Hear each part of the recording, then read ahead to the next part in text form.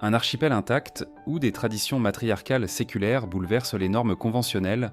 Imaginez des festivals hauts en couleurs où les hommes se parent de couleurs vives pour attirer le regard d'une femme. Des îles sacrées où les étrangers n'ont pas le droit de poser le pied et une culture profondément liée au rythme de la nature. Là où les femmes règnent en maîtresse absolue, choisissant leur mari. Demandant le mariage et dirigeant toutes les facettes de la société. Alors, comment ont-elles façonné l'histoire et géré leurs hommes? Embarquons pour un voyage à la découverte des secrets des îles Bissagos. Dans les mystérieuses îles d'Afrique de l'Ouest, au large des côtes de la Guinée-Bissau. À l'abri des sentiers battus, se trouve un archipel remarquable.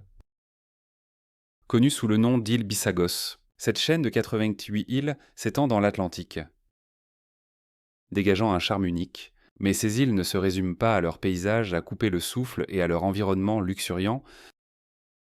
Ici, le peuple Bissagos a maintenu une tradition rare et ancienne qui a perduré à travers les générations, une société matriarcale où les femmes dirigent tous les aspects de la vie.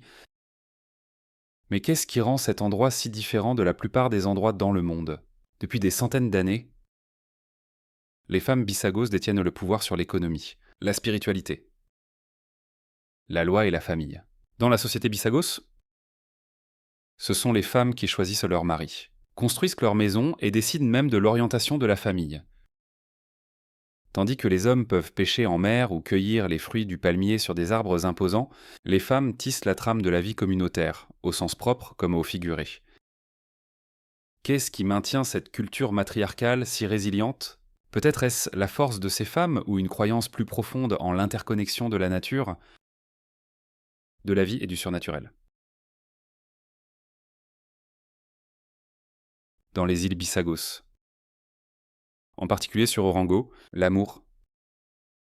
Le mariage et les rôles familiaux rompent avec les normes traditionnelles, plaçant les femmes fermement aux commandes.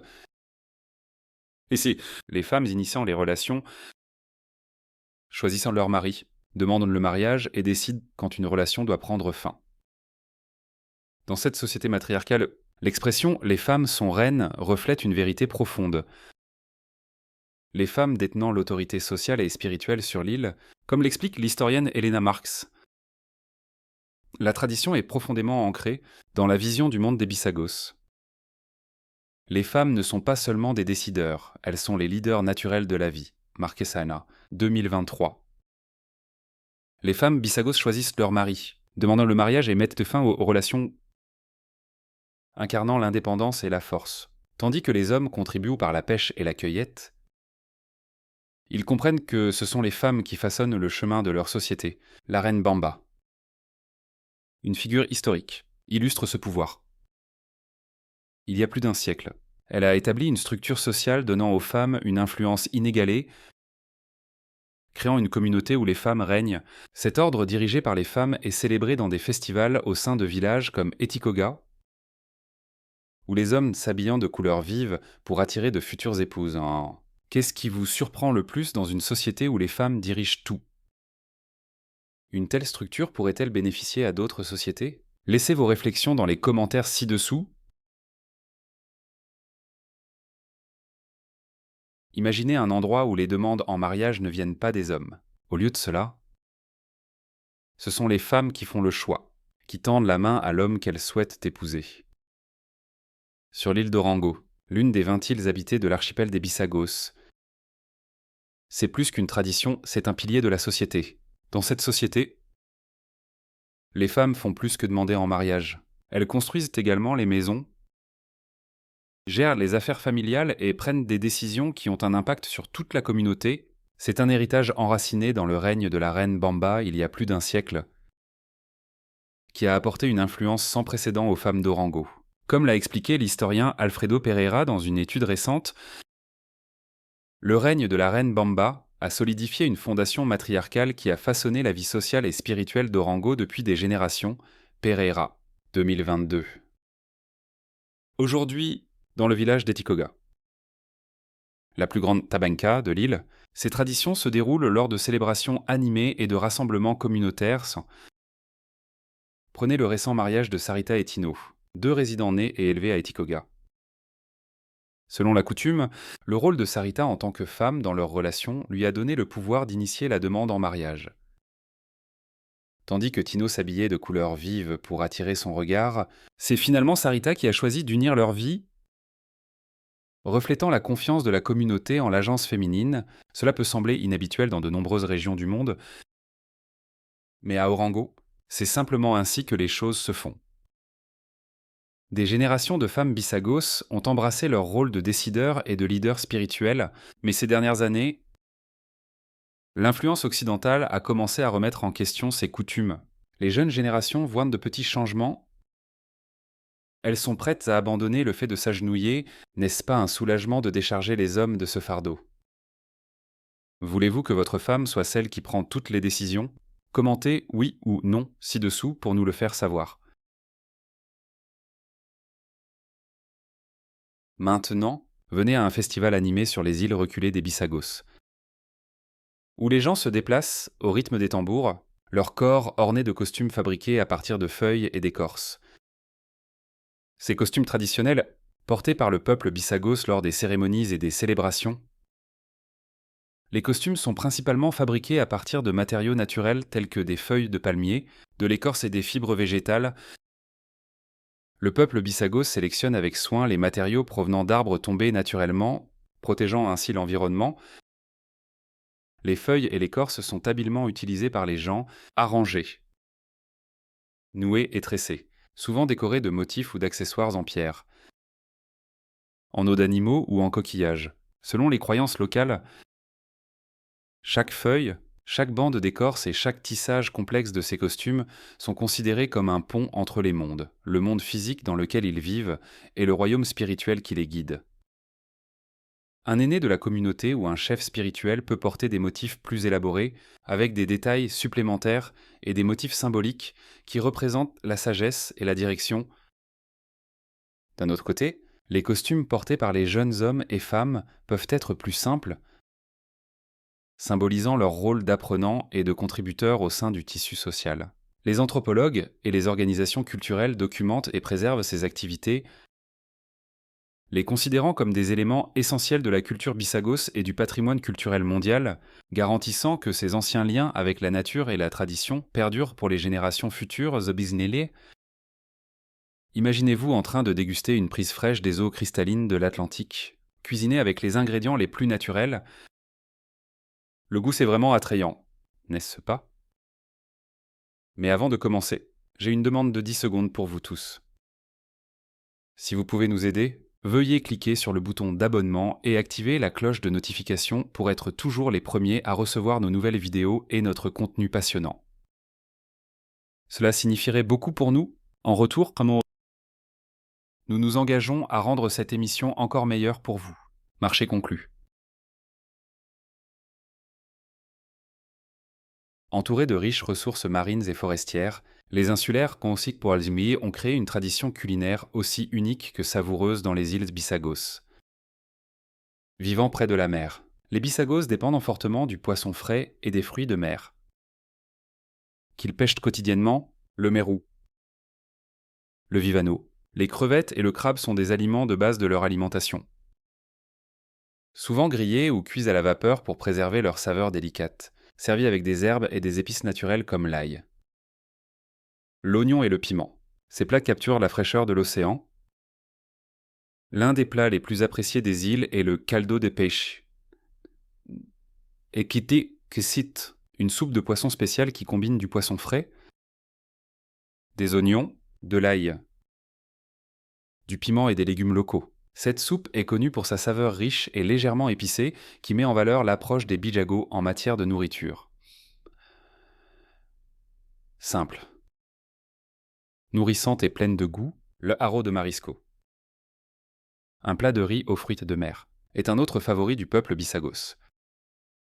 D'apparence similaire à la paella espagnole mais au goût unique, il est préparé avec du riz local, des crevettes, du crabe et des calamars. Aromatisé avec des oignons, de l'ail et du piment.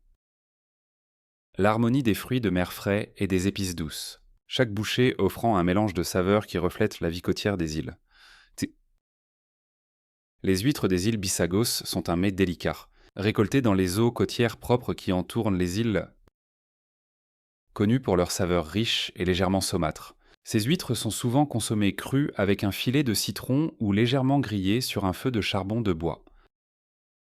Le sanglier est une source de viande très appréciée, en particulier lors des festivals et des événements spéciaux, marinés avec des épices locales, y compris des feuilles et de l'écorce. La viande de sanglier est rôtie sur du charbon de bois jusqu'à ce qu'elle ait une peau dorée et croustillante, un aliment de base de la cuisine Bisagos. La ebolania, tedeiraf, tepis et lahar, est un gâteau de maïs traditionnel à la texture riche et moelleuse. Ce gâteau est souvent servi avec une soupe de poisson ou d'autres plats de fruits de mer. La cuisine des îles Bisagos est un voyage au cœur de la culture Bisagos, vraiment un régal pour les papilles, salaturong. N'est-ce pas? Cela ne vous a peut-être pas été dit. Plus de 70% de la population de la Guinée-Bissau, y compris les îles Bisagos, vit avec moins de 2 euros par jour. Les difficultés économiques, combinées à un accès limité aux ressources et à l'éducation, créent un environnement difficile pour beaucoup de ceux qui habitent ces îles selon la Banque mondiale. 2024. L'isolement des Bisagos a contribué à ces difficultés économiques. Contrairement à de nombreuses régions du monde, ces îles bénéficient de peu de soutien international. De grandes organisations d'aide comme World Vision et Compassion Internationale n'ont pas encore établi de présence ici, laissant une aide indispensable hors de portée des insulaires. Même les États-Unis n'ont pas d'ambassade en Guinée-Bissau, ce qui limite davantage les possibilités d'aide et de développement. Avec des possibilités d'emploi et des ressources limitées, les gens dépendent souvent d'activités traditionnelles comme la pêche à petite échelle, l'agriculture et l'artisanat pour subvenir aux besoins de leur famille. Cependant, ces activités peuvent être difficiles en raison d'un accès limité au marché et des effets plus larges de l'instabilité régionale, qui ont eu un impact sur la croissance économique locale et les opportunités commerciales. Pour aider à relever ces défis, des organisations comme les écoles professionnelles d'Afrique de l'Ouest ou AVES sont intervenues, offrant des programmes de formation professionnelle qui dotent les jeunes et les adultes de compétences pratiques, de la menuiserie à l'agriculture. Que pensez-vous de la vie sur les îles Bisagos, où les gens vivent avec moins de 2 euros par jour? Partagez vos réflexions dans les commentaires ci-dessous. Nous aimerions connaître votre point de vue. Au cœur de l'archipel des Bisagos, certaines îles restent enveloppées de mystères, considérées comme sacrées par la population locale. Depuis des générations, le peuple Bisagos maintient des règles strictes concernant ces espaces sacrés. Il est strictement interdit aux étrangers, qu'il s'agisse de visiteurs curieux ou de chercheurs, de poser le pied sur ces îles. La croyance est que la présence d'étrangers perturbe la sainteté et offense les esprits de leurs ancêtres, faisant de la simple idée d'une entrée étrangère un acte de profond manque de respect, selon les Bisagos. Ces îles sacrées sont réservées à leur propre peuple, qui y accomplit des rituels religieux et rend hommage aux esprits qui les protègent. Ces restrictions sont non seulement respectées, mais aussi appliquées par les dirigeants locaux, garantissant que les îles restent intactes et à l'abri de toute influence extérieure. Les tentatives d'accès à ces îles sont rares, car le peuple Bisagos est déterminé à préserver ses traditions. Dans la petite nation ouest-africaine de la Guinée-Bissau, où se trouvent les îles Bisagos, les noix de cajou ne sont pas seulement une collation, elles sont une bouée de sauvetage. Bien que le pays ait à peu près la taille du Maryland, il se classe parmi les 5 premiers producteurs mondiaux de noix de cajou. Cette noix lisse et riche, appréciée dans le monde entier, est le moteur de l'économie de la Guinée-Bissau et fournit un revenu à la majorité de sa population, selon la Banque mondiale. Environ 85% de la population dépend de la récolte de noix de cajou pour une partie ou la totalité de ses revenus. Chaque année, des millions de kilos de noix de cajou sont récoltés à la main et séchés au soleil, prêtes à être exportées vers les marchés internationaux, des petits villages du continent aux îles reculées des Bisagos. La culture de la noix de cajou est une pratique courante. Pendant la saison des récoltes, vous verrez des hommes et des femmes travailler ensemble sous le soleil, ramassant soigneusement les noix et les préparant pour la transformation. Cette culture n'est pas seulement un produit agricole, ça. c'est l'épine dorsale des moyens de subsistance locaux. Alors que les noix de cajou dominent l'économie, les terres fertiles du pays produisent également d'autres trésors tropicaux. Lorsque la saison des mangues arrive au printemps, les fruits mûrs tombent des arbres à travers le paysage. Presque trop abondants pour être cueillis, ces mangues juteuses et vibrantes et ces papayes sucrées apportent une touche de couleur et de saveur supplémentaire à la vie locale. Revenons à la spiritualité. La spiritualité ici est tissée dans tous les aspects de la vie. Les gens ici suivent des croyances animistes, voyant le monde comme étant vivant avec des esprits et des forces qui relient toutes choses à. Au cœur de leur vision spirituelle du monde se trouve la croyance en un être suprême, Nindo, considéré comme un créateur distant, trop éloigné pour intervenir directement dans les affaires humaines. Pourtant, entre Nindo et les gens, existe l'Orebok, une force cosmique qui unifie tous les êtres vivants. Au centre de ces croyances se trouvent les Baloberas, de puissantes prêtresses qui servent d'intermédiaires entre les royaumes terrestres et spirituels. En tant que figures très respectées, les Baloberas ont un rôle spécial. Elles sont les gardiennes des espaces sacrés et les voies par lesquelles les dieux et les ancêtres communiquent avec la communauté.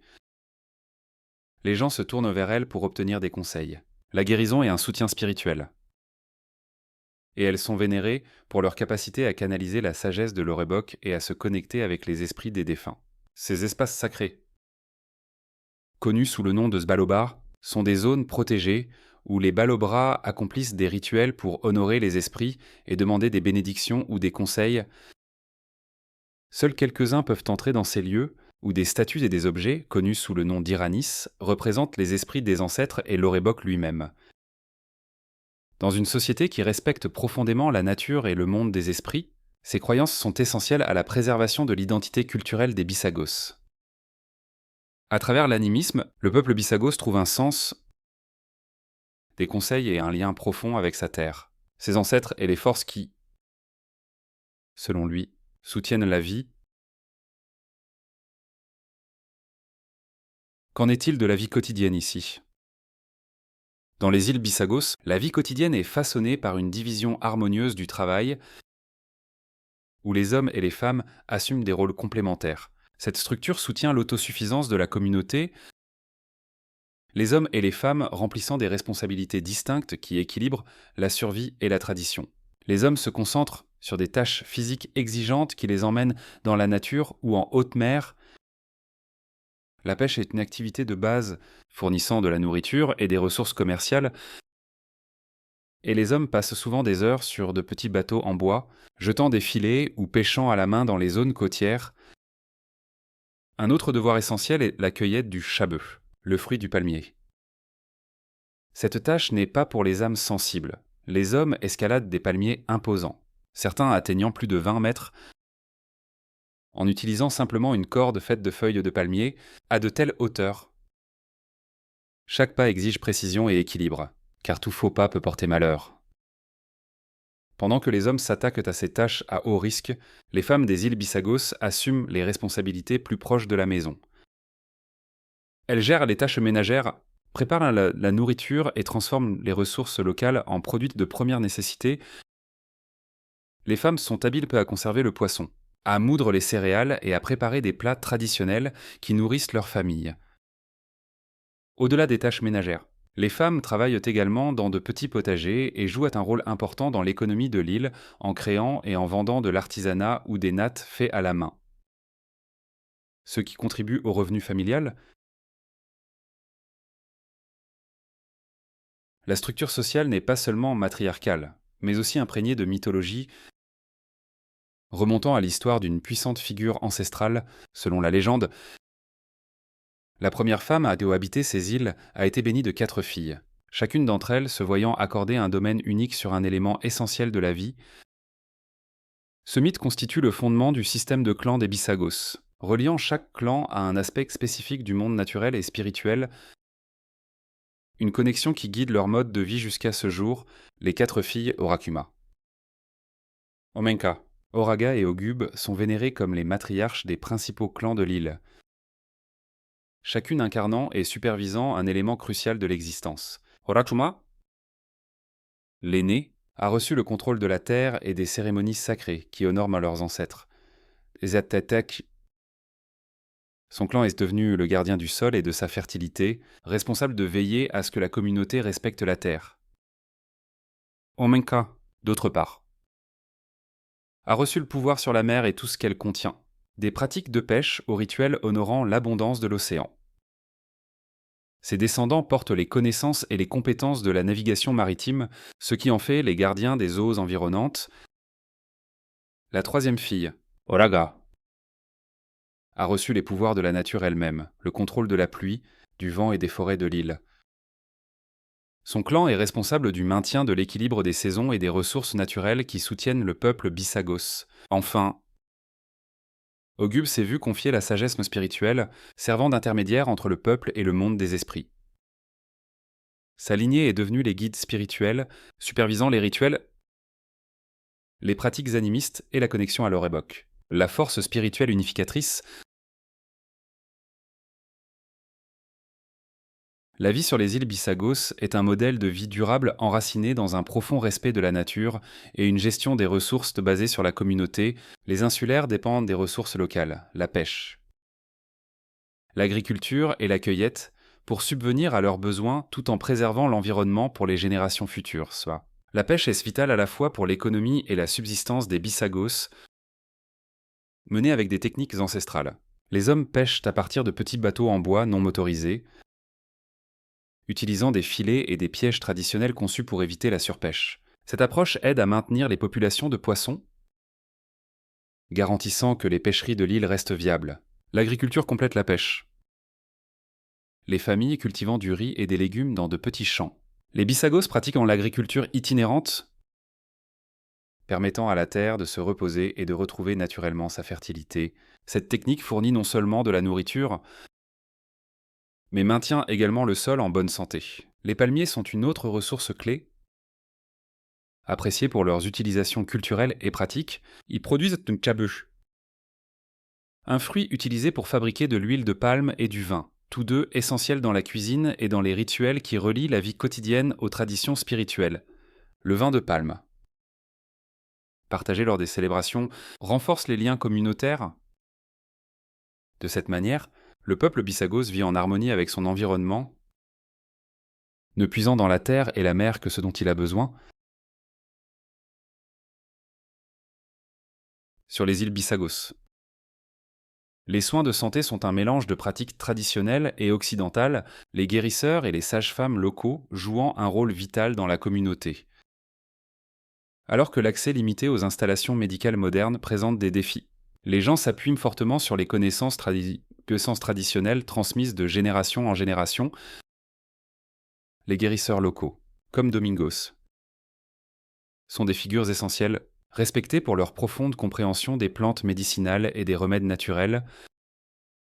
La pratique de Domingos est enracinée dans un profond respect des traditions ancestrales. Avant de cueillir des plantes, il accomplit des rituels pour se connecter avec les Irani, les esprits des dieux et des ancêtres. Sexant, les guérisseurs comme Domingos croient que ces esprits les guident dans le choix et la préparation des plantes, s'assurant qu'elles sont utilisées avec sagesse et respect. Les sages-femmes, elles aussi, sont des figures clés. En particulier pour la santé des femmes, elles utilisent une combinaison de méthodes traditionnelles et occidentales pour aider à l'accouchement, recommandant souvent des remèdes à base de plantes, parallèlement aux pratiques modernes lorsqu'elles sont disponibles. Prendre soin de la mère à Bissagos est un devoir sacré lié à la croyance en la réincarnation. Ces dernières années, des ressources médicales occidentales limitées ont commencé à atteindre les îles. Complétant les pratiques traditionnelles, les infirmeries locales fournissent des soins de base. Ces méthodes forment une approche holistique de la santé aux Bissagos, mêlant les connaissances anciennes aux pratiques plus récentes pour prendre soin du corps et de l'esprit. Ces dernières années, les îles Bissagos ont élargi les possibilités d'éducation, avec de plus en plus de jeunes poursuivant des études au-delà des enseignements traditionnels du village. Ce changement offre un espoir de progrès économique et social. Mais remet en question la préservation des pratiques culturelles. L'exposition aux idées mondiales influence les îles. en particulier parmi la jeune génération. Traditionnellement, les rites d'initiation marquent le passage à l'âge adulte, enracinant les jeunes dans leur héritage et leur rôle communautaire. Cependant, à mesure que l'éducation apporte de nouvelles perspectives, certains jeunes remettent maintenant en question la pertinence de ces rituels, ce qui entraîne une baisse de la participation. Dans le passé, offrir ses biens aux aînés lors de ces rites était un puissant symbole de respect. Mais avec la scolarisation moderne et les influences extérieures, de telles coutumes s'estompent progressivement. Les aînés craignent que sans ces traditions, les jeunes générations ne perdent le contact avec leurs racines culturelles, risquant la perte de l'identité Bissagos. Alors que les îles adoptent les influences modernes, elles sont confrontées à un défi délicat. Comment intégrer de nouvelles opportunités sans éroder l'identité qui les définisse? C'est le carrefour auquel se trouvent les Bissagos, naviguant sur le chemin entre tradition et progrès. Et enfin, pour le peuple Bissagos, le voyage de l'adolescence à l'âge adulte est marqué par un rite de passage profond et stimulant connu sous le nom de Festival Manras. Cette cérémonie d'un mois, qui a lieu une fois toutes les quelques années, plonge les jeunes dans les valeurs, les compétences et les traditions de leur communauté. Les participants doivent accomplir une série de tâches difficiles, chacune symbolisant les rôles qu'ils assumeront au sein de leur société. La cueillette teste leur patience, leur courage et leur capacité à subvenir aux besoins de la communauté. Les activités agricoles, telles que le défrichage des champs ou la plantation de cultures, enseignent l'importance de l'autosuffisance et du respect de la terre. Ils subissent également un entraînement physique, apprenant des techniques d'autodéfense qui garantissent qu'ils sont prêts à se protéger et à protéger les autres. Tout au long de cette période, ils sont encadrés par des aînés qui leur transmettent la sagesse et les coutumes transmises de génération en génération. Le festival Manras fournit des conseils dans des domaines tels que le respect de la terre, la vénération des aînés et les valeurs de coopération et de résilience qui sont essentielles à la société Bissagos. Les jeunes participants découvrent également les croyances spirituelles de la communauté, ce qui solidifie davantage leur identité et leur rôle dans le groupe. À la fin du Manras, une cérémonie marque leur entrée officielle dans l'âge adulte, les reconnaissant comme des membres à part entière de la communauté. Cet événement, auquel assistent la famille et les amis, célèbre l'engagement, la résilience et la volonté de chaque individu d'assumer des responsabilités d'adulte. Grâce au Manras, le peuple Bissagos s'assure que les valeurs fondamentales de sa culture sont préservées. Une génération à la fois, reliant les traditions passées aux possibilités futures. Si vous avez apprécié la vidéo d'aujourd'hui, veuillez cliquer sur le bouton j'aime et n'oubliez pas de vous abonner à la chaîne. Votre soutien compte beaucoup pour nous. Cliquez sur la vidéo qui apparaît sur votre écran en ce moment. Je suis sûr que vous allez adorer ce contenu. Commentez ci-dessous le prochain pays que vous souhaitez voir présenté sur notre chaîne. Merci beaucoup d'avoir regardé, et à bientôt dans la prochaine vidéo. Si vous avez aimé la vidéo d'aujourd'hui, n'hésitez pas à cliquer sur le bouton j'aime et n'oubliez pas de vous abonner à la chaîne. Merci beaucoup d'avoir regardé et à bientôt dans la prochaine vidéo.